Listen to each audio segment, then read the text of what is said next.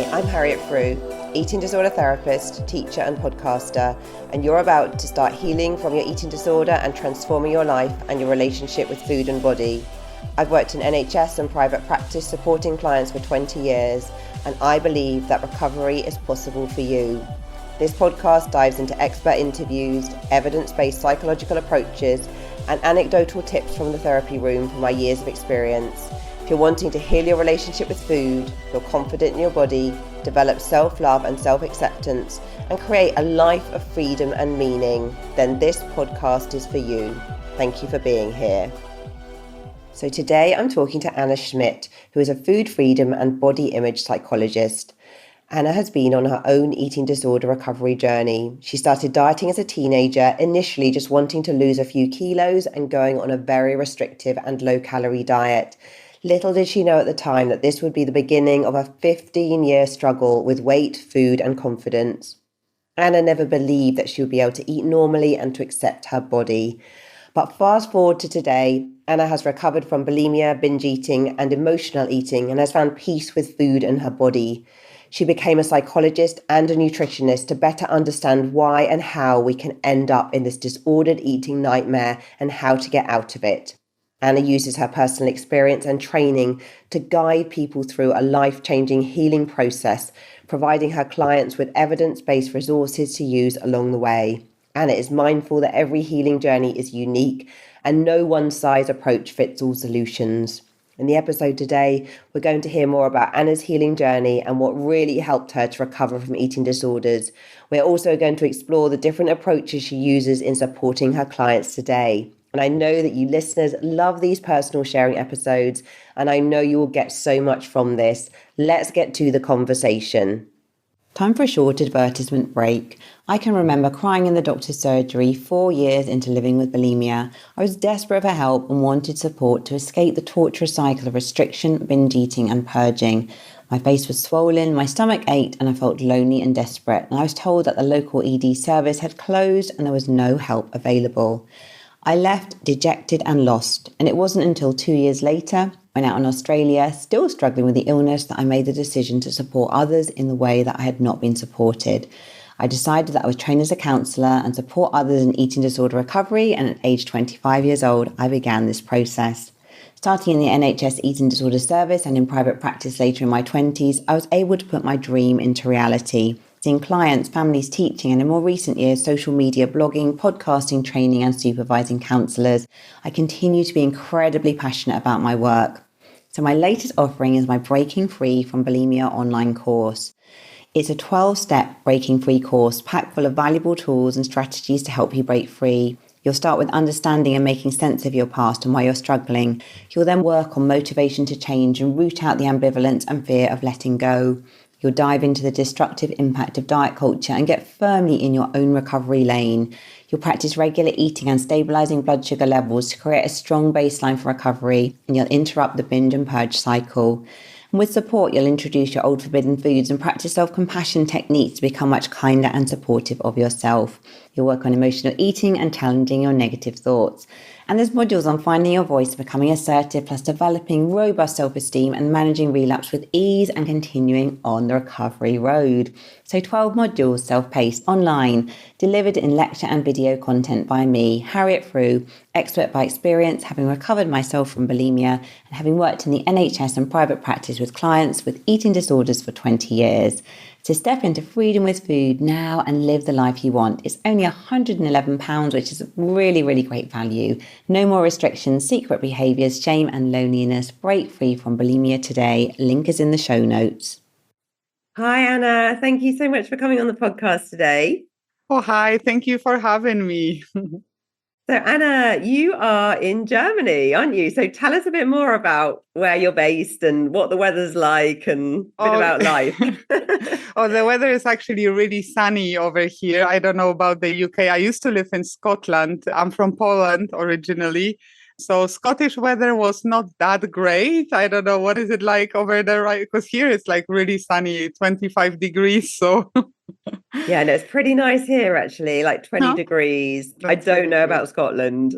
It's probably raining. Yeah, I think the weather in Scotland is a bit worse than in England, isn't it? I've never really checked Yeah, that, it's but just I a bit think so. further north, isn't it? It makes all the difference. But I It's always say, true. like, if the weather was great in Scotland, it would just be such a hotspot for tourists, wouldn't it? Because it's just so beautiful. But I think the weather puts people off, Yeah. sadly. Yes, that's right. Yeah, you don't go to Scotland for the weather, definitely not, but for lots of other things, definitely. Yeah, no, very true. Anna, can you introduce yourself to the listeners, please? Yes, sure. So my name is Anna. I'm a psychologist and I specialize in disordered eating and body image issues. So my work is kind of centered more around getting to the root cause of issues with food. I always say that issues with food are not really about the food. There is a component of that, like this nutritional and meals and things like that, definitely. But I think very often those issues go much, much deeper than that. And food is just a way that people cope with different things. And sometimes it can turn into disorder. Yeah, no, thanks for sharing that. And I'm completely with you. I think it's not about food often, is it? It's about feelings, it's Hmm. about the deeper things. But it can Hmm. feel so much about the food, can't it? When you're in the eye of the storm, it can feel like all it is about food. Yeah, absolutely. I also struggled with eating disorder myself, with bulimia and binge eating. And when I was struggling and I was kind of looking for help, I was like, oh, I have problems with food, with eating. And then only through, I was studying psychology at that time, and only through finding out more about things like that, I was able to realize that, oh, okay, maybe my issues are not really about the food. It's not the cause, it's a symptom of something deeper. So, yeah, that's why I kind of focus on working around that now more.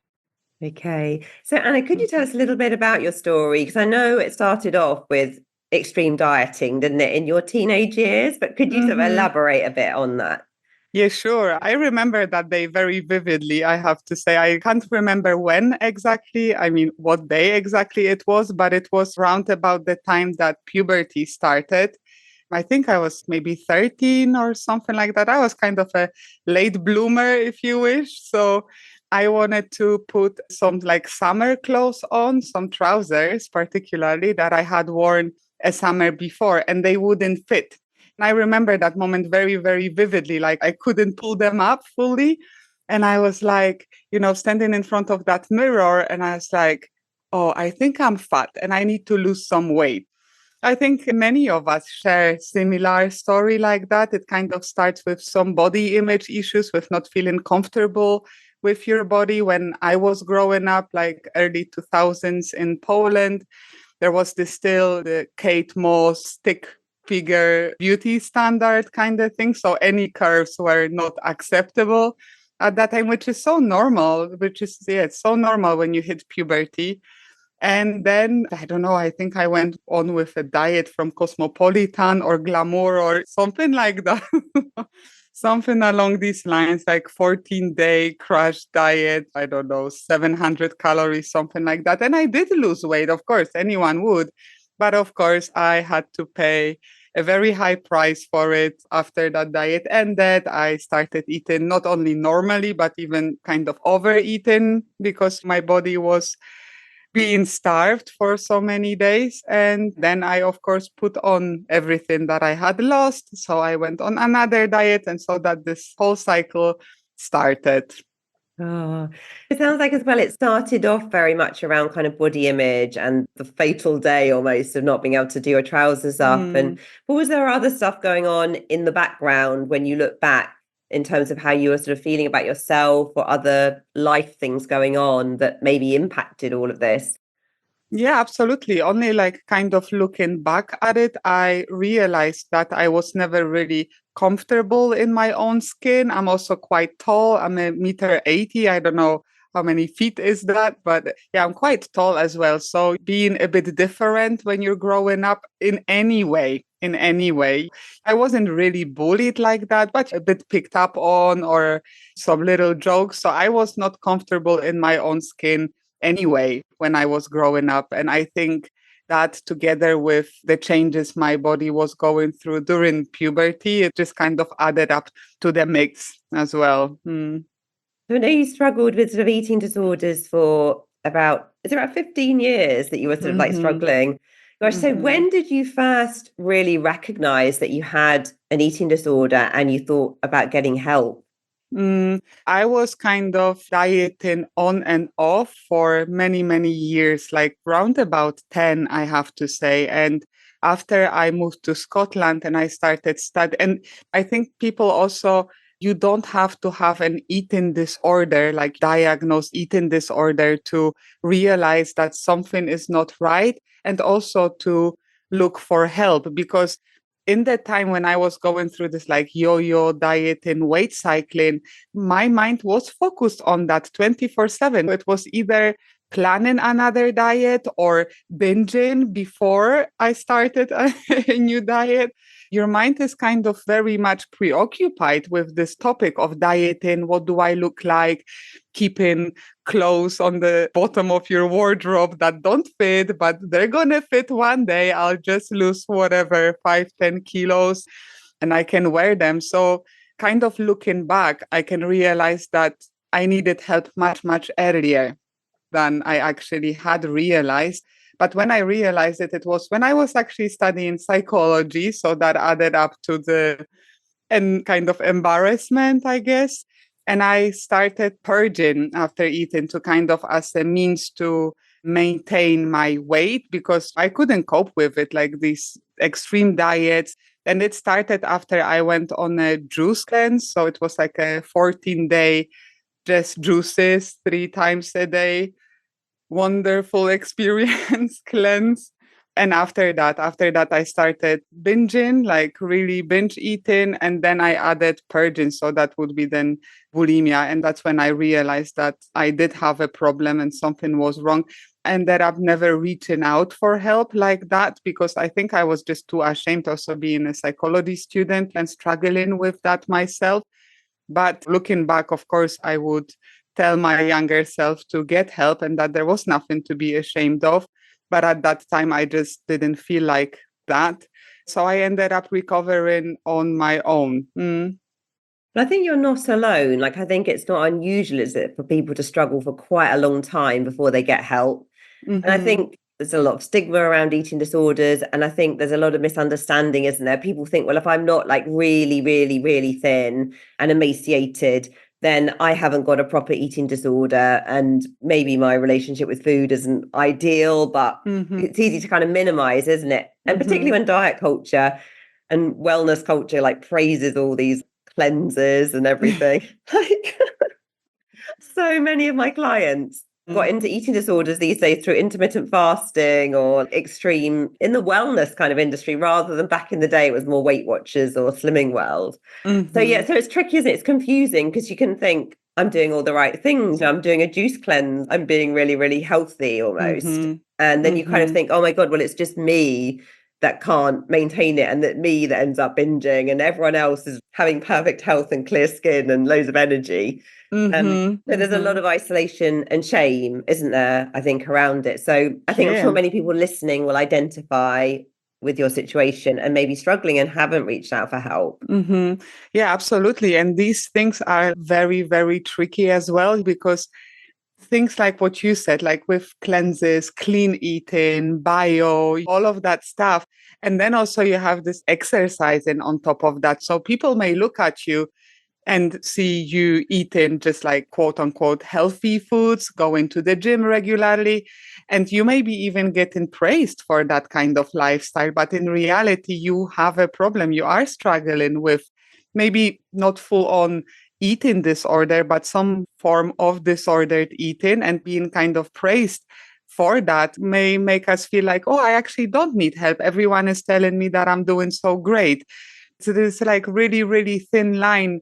When do you go to a gym, for example, to be good to yourself, to take care of yourself? Because movement is healthy and it's something good that we can do for our bodies. But when it's like you feel that you're really tired and you need a break, you need some rest, but you force yourself to go because maybe you use it as means to earn food. So many clients that I work with, they at the beginning especially, They're like, oh, I increase my calories, I'm eating more, but at the same time, they go to the gym more. So it's like this kind of compensating behavior. It's very, very tricky to navigate around that these days. Yeah, no, it's so true, isn't it? And I think it's so kind of normalized, isn't it? I think these kind of patterns. And it's not really very self-caring, is it? Because, of course, moving your body for self-care and nourishing yourself with good foods, that's fantastic for self-care. But it's the intention behind it, isn't it? When someone is like preoccupied with food, worrying about all these things, counting all their steps, or in a very obsessive way, that's where it becomes problematic. And also, I think that external validation, isn't it? Like ultimately, I would think external validation for all of us, it should be like the icing on the cake, really. You want your inner cake to be solid, don't you, really? You don't want to be relying on other people's feedback because it's very subjective. It could be very positive, it could be very negative, but really it says a lot more about them than about you. But if you haven't got a very strong sense of identity and worth, other people's feedback can take on a lot of importance, can't it? Absolutely. And for me, to be honest, only looking back, I now just realized that when people were praising me because my weight would fluctuate among all these years, and when people were praising me or giving me some compliments when I lost weight, I didn't hear like, oh, you've lost weight, you look great. I kind of heard, oh, you're worthy. That's where it taps into this kind of sense of self-worthiness. And when I would put the weight back on, obviously, and not everyone would comment on it, but when people did, or I kind of saw, by the look on their faces, then I felt like a failure deep inside. It was not really about that weight and those kilos or stones or pounds. It's more about how that makes you feel on the inside. And that's why it's so important to get to that root cause of it, because if your whole identity and self-worth depends on your weight, oh, then you're in trouble. Definitely. Yeah, you're in a lot of trouble, aren't you? It's a very hard thing to control, isn't it? For the long term. It's not a sustainable and reliable way to feel good. And also, I guess like what you're saying, in a way, you're trying to fix the wrong problem in a way, aren't you, by focusing on the weights? There's a deeper issue here about feeling unworthy. And for most of us, I guess we have to go back to our childhood to look at that, don't we? Because of things have happened to us probably, which have led us to believe that we are not worthy in some way. And that's quite unconscious, isn't it? I think these are kind of in our core beliefs, which we may not be verbally saying that out loud to ourselves or thinking those thoughts, but it's very much a strong feeling in the body. Absolutely. And these issues are also so complex. Like now I also see the influence that there was no social media when I was growing up, but the media and all of those messages, like this advertising, how clever, like the diet culture, all of that, how clever they are when they portray like women that look a certain way, being happy and successful. And that's what we are chasing when we want to lose that weight, right? This kind of false belief that when I look like that, I will have that kind of life, or then I'll be happy, then I'll be successful, then I'll be attractive. All of those things that we're lacking on the inside and we're trying to get it through losing weight. And it's just like a road that leads nowhere, or to eating disorders, basically, honestly.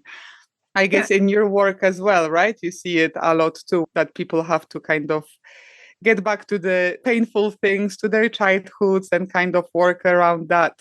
Yeah, no, I think it's a really important piece of the jigsaw, isn't it? It's something that needs to be explored, because otherwise you just try to work on symptoms, you're probably not going to get a full recovery, really. You'll still be quite stuck. Time for a short advertisement break. Are you a counsellor, dietitian, therapist, nutritionist, personal trainer, or other mental health professional? Are you seeing increasing numbers of your clients struggling with eating disorders and disordered eating? And are you keen to learn skills and strategies and build confidence in working with your clients who struggle with these issues? We know that increasing numbers of people are struggling with eating disorders, and we know that 85% of people with eating disorders are not underweight, and this means that many eating disorder symptoms are hidden. The Good Childhood Report in 2021 highlights appearance as a leading cause of unhappiness among young people and indicates that appearance concerns are increasing year upon year. So join my Eating Disorders Training Day on Zoom, face-to-face, or self-paced online. It will give you a really good understanding about the different types of eating disorders, including anorexia, bulimia, binge eating disorder, and OSFED, with an introduction to RFED and neurodiversity and eating disorders. You'll explore typical causes of eating disorders and understand how to create a psychological formulation for your client. And this will be brought to you by relating to client examples. I will take you through them, my specific knowledge, skills, and techniques, which can be used when supporting clients with eating disorders. You will get a full comprehensive training manual and access to the recording of the training afterwards and a full online version of the course. If you want to sign up, please go to the eatingdisordertherapist.co.uk, and you might also be interested in my body image training for professionals too. So Anna, what happened to you then? Like, tell us a bit about your recovery journey. Like, what did that look like? What tools and things did you embrace to help you heal? I think I was kind of preparing to recover for about half a year before I did. So I started having those thoughts like, well, maybe I don't have to reach a certain weight to be happy. You just kind of like I started challenging those beliefs, those diet culture beliefs that I had in my mind. I was like kind of realizing even that, okay, I can be happy and weight whatever many kilos or pounds, and kind of started realizing that. And then I went on holiday to Thailand for about 2.5 weeks. And I'm not saying that whoever is listening that you have to go to Thailand so you can recover. But for me, it was that break in that pattern, this binge purge kind of pattern, because I was there with some friends. So yeah, I couldn't really do it. So that was that kind of break that I had. And then when I came back, and this is the second moment that I remember quite vividly, I was sitting in the kitchen and I kind of realized, okay, what if my eating disorder, because all these years I hated myself for that. And this is again, this vicious cycle, because you may have an eating disorder because of low self-worth. And then when you hate on yourself for having an eating disorder, you kind of push yourself deeper into an eating disorder. So I kind of then thought to myself, okay, what if that eating disorder is there to help me deal with something? What if this part of me is not something that I have to hate and really want to get rid of? What if I can like look at it as kind of a friend that you don't really want to be friends with anymore, the kind of relation or relationship that you're ready to let go of because you see that it's not serving you anymore. That was this first step for me to kind of make peace with my eating disorder and to accept it as part of me instead of just trying to get rid of it and hating it and myself for doing what I was doing. And I actually had a little chat with it. I just said to it, thank you for being there for me for all these years, but I'm fine now. I want to learn other strategies and other methods how I can go on living without doing it. So yeah, kind of realizing that it was a coping mechanism for something. The second thing I did, I got rid of all of that clothes that I was keeping in my wardrobe that were too small, because when I started recovery, I was kind of on the higher end of my weight back then. I just kind of started working on accepting my body the way it looked like, realizing that I don't have to want to change what I look like, that I can be fine being in that body that I had at that time. And that part was quite important as well, like kind of getting clothes that fitted me, getting rid of too small clothes because they can be a bit of a trigger as well. Then I started working on my eating schedule, so kind of eating regularly and things like that. And definitely, again, because I was studying psychology at that time, I started working on my own self-esteem and self-worth and kind of digging deeper. Why didn't I feel worthy, and why did I attach this sense of worthiness to my weight and the way my body looked? So it was like kind of this working on these many different areas kind of at the same time. Yeah, no, it sounds really, really helpful. And it sounds you were very brave, actually. I think making peace with the eating disorder and seeing it as a friend and accepting it, but then also thinking about actually you want to say goodbye to this friend. I think it's an important part of the process, isn't it? I know when I work with clients in therapy, very much the first piece of work is often really understanding how it has helped you cope, really, and making peace with that. Because it's hard to just let go, isn't it, without truly acknowledging that. Yeah, and I think kind of looking back, I wasn't aware of it at that time, but it was this kind of acceptance therapy approach thing. Because when you look at it, like an eating disorder, whether you like it or not, it is a huge part of your life. Like I said, I needed help way before I had realized that I had a problem.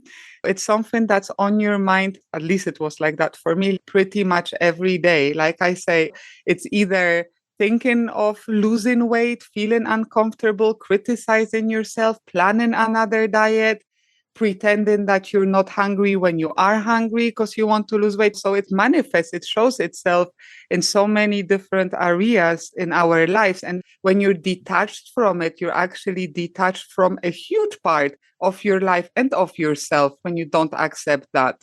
Yeah, no, definitely. And I'm imagining as well that you may have had a bit of a crisis of identity almost as Mm-hmm. you began to let go because of Mm-hmm. when you've been focused so much on weight and worth and food.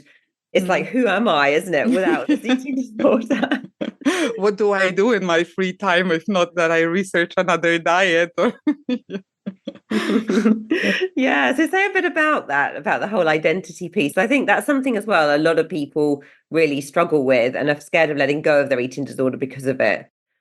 Mm-hmm. I think for me, it was just like really common.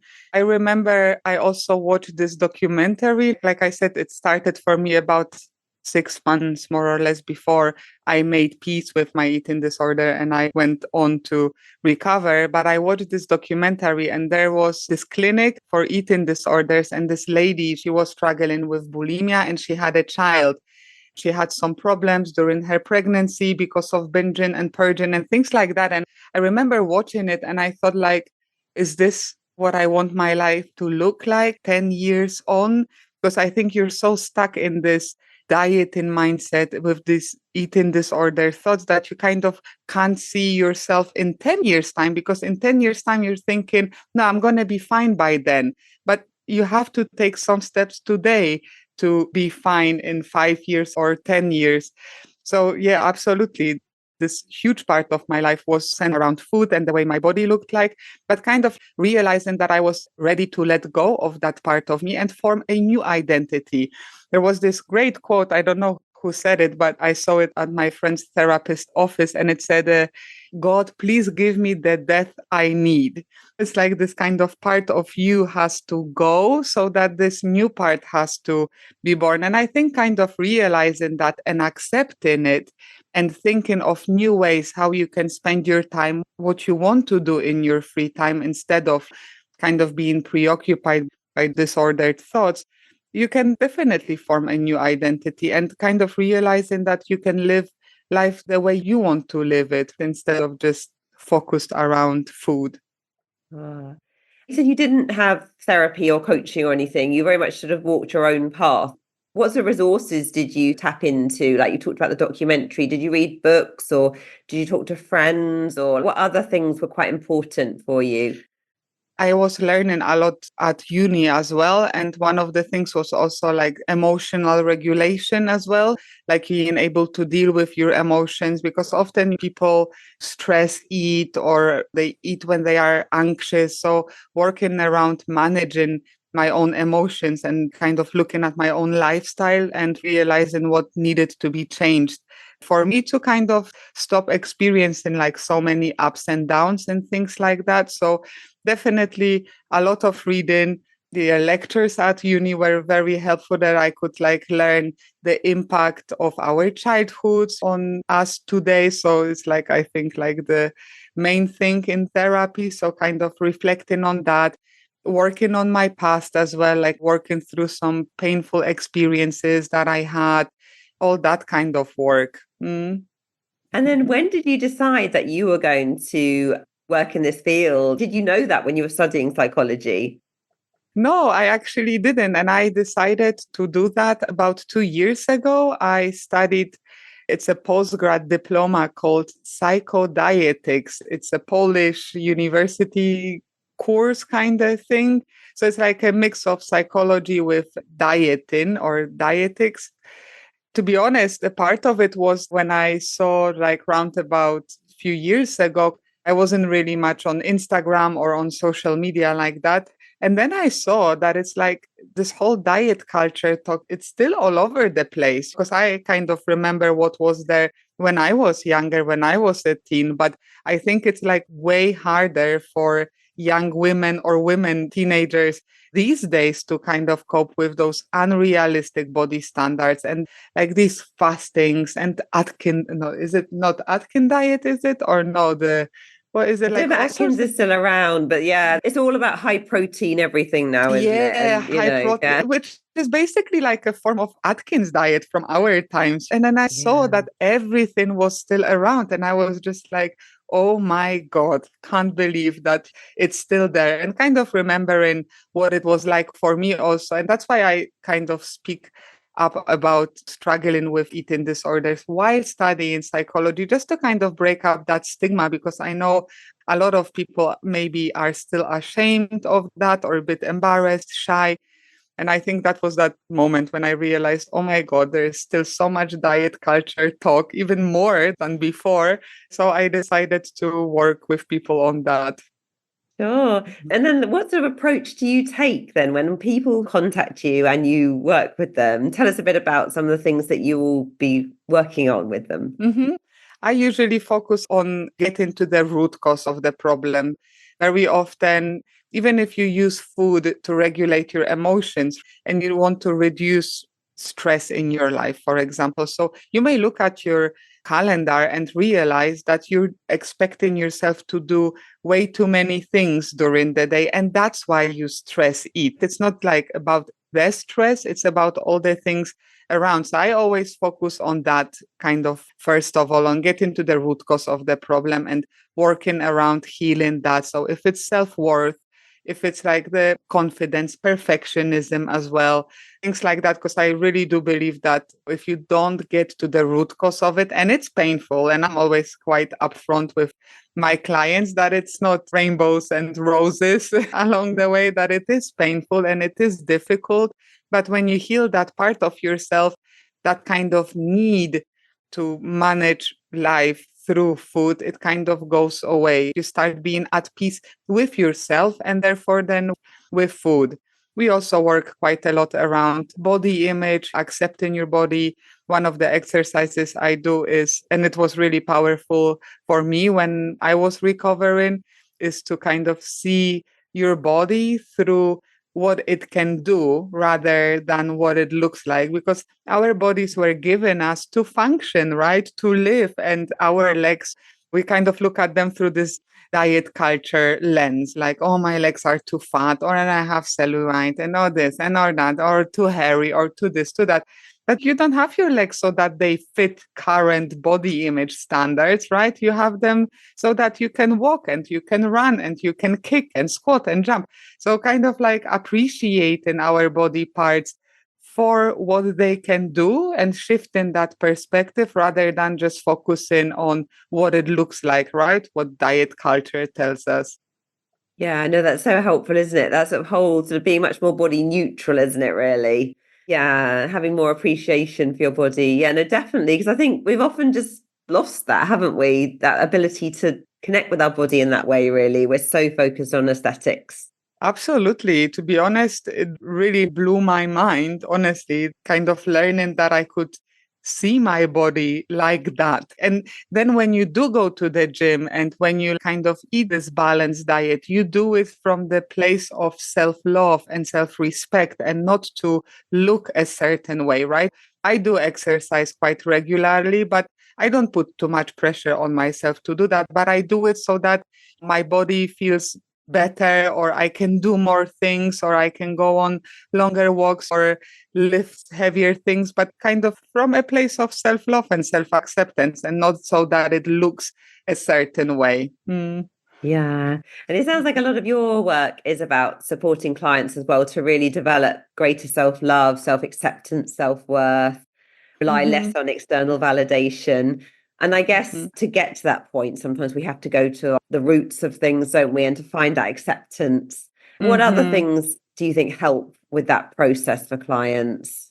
I think it's also kind of taking it step by step and not rushing through it. I think these days, we live in the world where information is everywhere. You can access everything everywhere. Also, podcasts, what we're doing now, books, YouTube, social media, webinars. And this is great. But I think that recovery or this kind of healing process, it's a process and it takes time. And when you have someone who can guide you through it, it's like totally different experience. So every session we focus on something else, be it like exploring what experiences from your past had led you to developing an eating disorder, or did your family tell you about your body, about food, because those root causes, they may vary. So like what kind of belief system you have around food, what does food mean to you, what does weight gain mean to you, or weight loss, these values that we kind of internally attach to those things, and basically challenging them, realizing that, okay, you can be confident in any body. You don't have to look a certain way to be confident or to be attractive. Also working quite a lot with women, especially around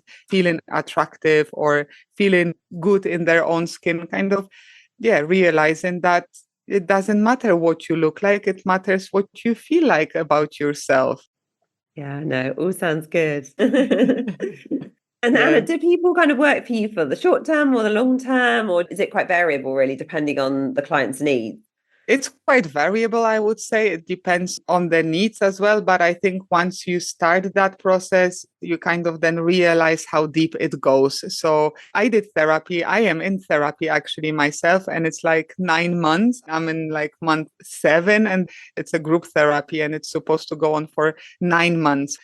But that's fine. This is this process. And every week you're kind of like, oh, okay, I didn't realize this or that about myself or my childhood. So you can always kind of dig a bit deeper and find more things that you can heal, basically. So I would say it can be short term. It also depends, to be honest, where people start from. So people who have had some form of therapy before, or they have that knowledge, it's a bit maybe quicker to say, to guide them through that process. And sometimes some people start from zero, and that's also fine. It's just that it will probably take a bit longer. It also a lot depends on how ready people are to change, because I think many people go into therapy like, okay, she's gonna fix me now. No. I wish I could. I don't have a magic wand to fix you. You have to work on yourself, but you don't have to fix yourself. You're not broken as well. There's like lots of misconceptions around that too. Yeah, no, so true. And I think it's great just emphasizing the whole process of it. Because I think, like you're saying before, we have so much information available to Mm. us. And I find people will often come into therapy now and they know a lot, but they Mm-hmm. haven't really integrated it or embodied it, or they don't really feel it. They kind Mm-hmm. of Mm-hmm. rationally know what to do. But as well, you can't rush that process, can you? If you Mm-hmm. believe something very deeply for a long time, you can't Mm-hmm. just flick a switch and off you go into the rainbows and roses overnight. Yeah. Yeah, exactly. And that was my own experience in therapy as well. Like, I also had all that knowledge from my even like psychology study, everything. But when you actually focus on one thing every week and you kind of process that, let that sink in, kind of think it through, because with all the YouTube and everything that is out there, it's so easy to jump between different things. So like, okay, I'll listen to this podcast today, then I will watch that YouTube video. And I also have this book. You touch every topic on the surface, but you don't go deeper into that. And that's why having that kind of one-to-one or group therapy support is so important, because then the therapist, psychologist, whoever, they can coach, they can then guide you through it. And when you go into a bit of a wrong direction, they can kind of bring you back on the right path again. And that's very, very important. Yeah, so true. Yeah. And where can people find you if they want to get in touch with you about your work? They can find me on Instagram. It's at healthy.mindclub, or on my website, and it's healthymindclub.eu on both. Okay, no, lovely. Well, I shall make sure I put those links in the show notes, because I'm sure that there will be people that want to get in touch. And you say like You're multinational, aren't you? You work Yeah. with people all over the world. Yes, in English and Polish, my German's not the best, so maybe yeah, I wouldn't. Yeah. Oh, Oh, was okay. lovely. Well, thank you so much, Anna. I mean, I Thank you know for having me. the listeners love these kind of episodes. I think it's always just so great to hear a story, isn't it? When someone's really been through the trenches, they've come out the Mm. other side, they're thriving, and that it's possible. And actually, they're really living a fulfilled life now with purpose and meaning and everything. So thank you for sharing so openly. I know a lot of people will be really inspired by the conversation. No. Yes, I hope so. I hope even if it helps just one person, it's definitely worth it. So there is hope. Yes, the process not easy, a bit painful, but it's definitely worth it. Absolutely. Yeah, they're very true. So I hope you enjoyed this conversation just as much as I did. And please go and check out all of Anna's details in the show notes. If you're not following me already on Instagram, do seek me out, the Eating Disorder Therapist _. And for further support with your relationship with food, go to the eatingdisordertherapist.co.uk. If you enjoyed this podcast, I would be so grateful if you'd follow, rate and review, as it helps it reach so many more listeners. Thank you so much for listening today, and I look forward to sharing another podcast episode with you very soon.